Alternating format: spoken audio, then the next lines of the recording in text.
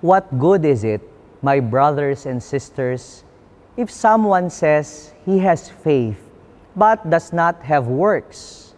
Can that faith save him?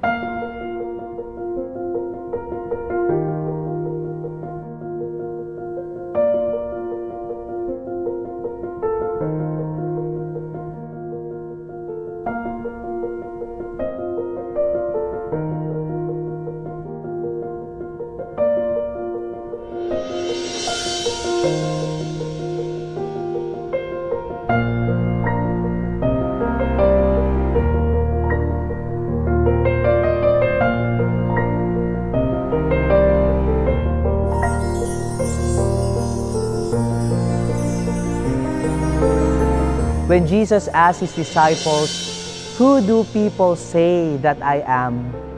and finally asked them, "Who do you say that I am?"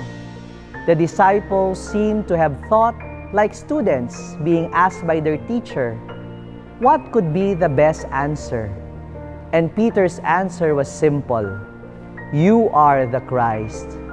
But what does it mean to be the Christ? What does it mean to believe that Jesus is the Christ? James in his letter tells us, "Demonstrate your faith to me without works, and I will demonstrate my faith to you from my works."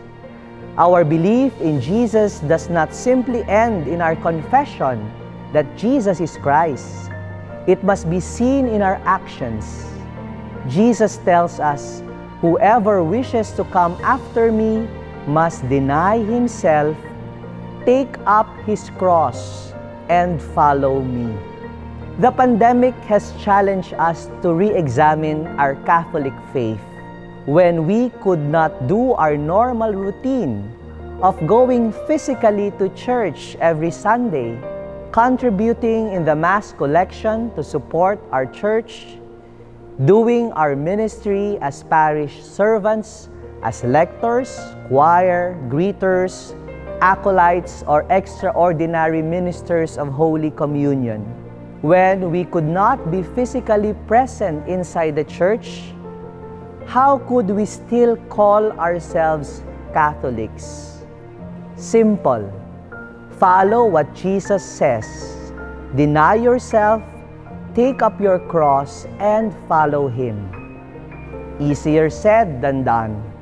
But we hear of a lot of inspiring stories of people who do everything just to provide for their families. Frontliners who deny themselves, risking their very lives to save others. It is not the time to be hard-headed and selfish.